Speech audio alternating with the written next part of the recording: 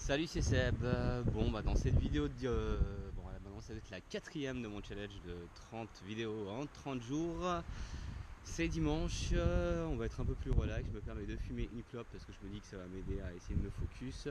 Et dans cette vidéo, j'aimerais partager avec toi un apprentissage que je viens de vérifier encore aujourd'hui. C'est un apprentissage qui m'a permis nous a permis, parce qu'à l'époque j'étais à mon associé, au tout début du lancement de ma troisième entreprise, donc SIN, en 2011, en un message Facebook, de débloquer un budget de 20 000 euros qui a après débouché sur une nouvelle mission de 120 000 euros. Et tout ça uniquement via un message Facebook. Alors tu vas me dire, c'est pas. Bah ouais, ça a l'air complètement irrationnel, et en fait non. Et j'ai envie de te dire, il n'y a même pas d'apprentissage en fait derrière. C'est juste un truc, en fait, je sais pas si déjà tu as déjà eu cette impression qu'il y a des choses que tu fais par intuition, ou que tu sais pas pourquoi tu l'as fait. Là, je vais te reciter un exemple justement qui vient de se passer là aujourd'hui dimanche. J'étais en train de prendre mon bain parce que je kiffe prendre mon bain et ça me permet de trouver des nouvelles idées, en tout cas de me focus. Et je repensais à un client, ou en tout cas un prospect que j'ai rencontré.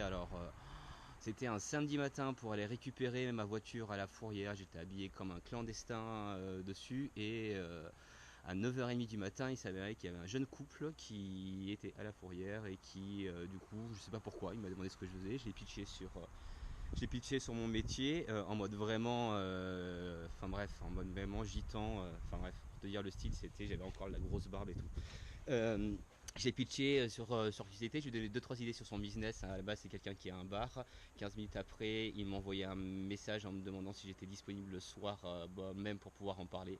Je suis passé au bar, ça s'est très bien passé. Il a une super belle vision du business. Je pense qu'à terme, j'essaierai du coup de l'interviewer justement en vidéo. Et là, justement, dans mon bain, j'étais en train de repenser à ça. Je me disais, putain, c'est vrai que c'était quand même bizarre comme rencontre. Tiens, si je lui envoyais un message, je venais d'avoir une idée en plus.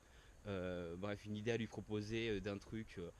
Alors qui me paraît, une idée que j'ai recyclée par rapport à un ancien client qui n'a pas voulu, et que du coup match parfaitement avec, si on la hack un petit peu, avec sa problématique. Et je me suis dit, tiens, je vais lui envoyer un message Facebook en lui demandant, est-ce que tu es dispo ce soir, j'ai une super idée qui peut résoudre tes problèmes, est-ce que je peux te pitcher. J'avais pas encore l'idée.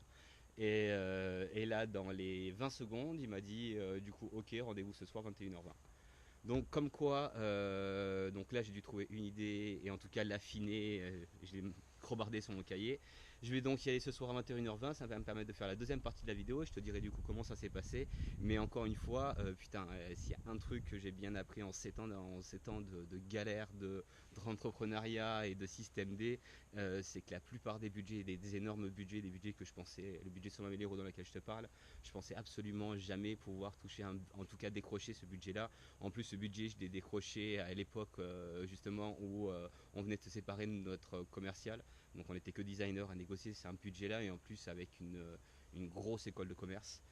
C'était mal négocié, certes, c'était vraiment sous-évalué par rapport à la mission, mais pour nous, c'était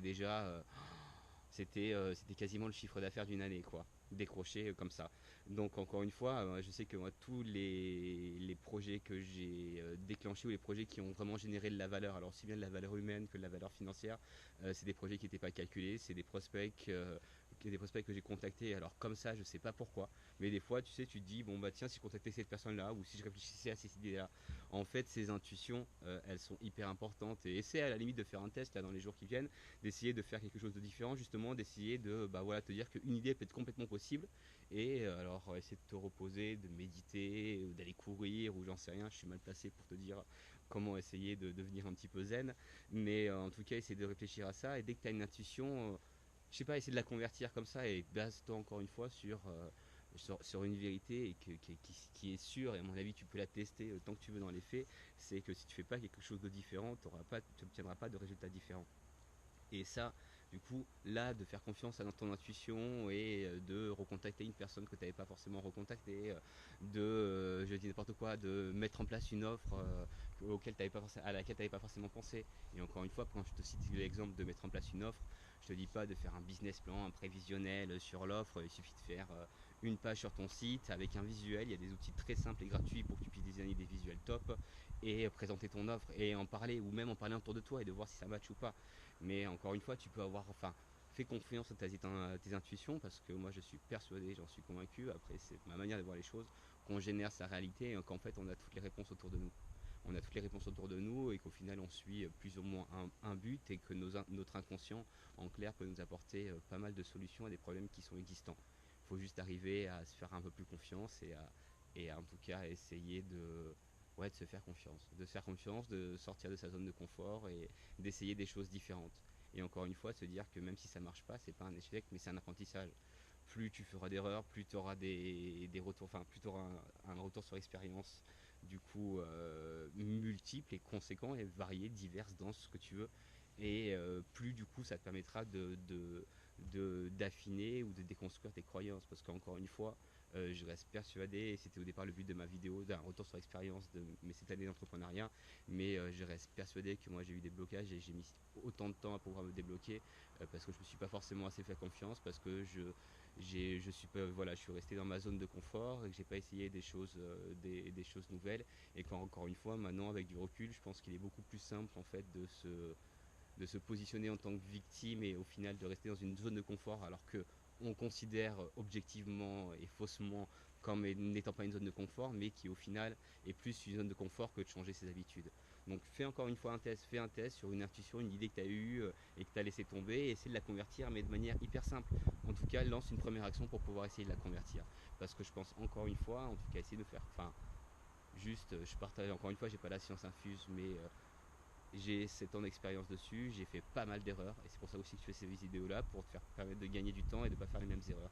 En tout cas, si tu as des intuitions, fais-toi confiance, parce qu'elles sont pas là pour rien. Voilà, donc je pense que j'essaierai de faire à la fin de cette vidéo, en rentrant de mon rendez-vous, pour te dire ou pas si je suis devenu un optimiste complètement utopiste, ou si au final les convictions que je suis en train de me construire s'avèrent être vraies dans une réalité factuelle. Voilà, à tout à l'heure, salut.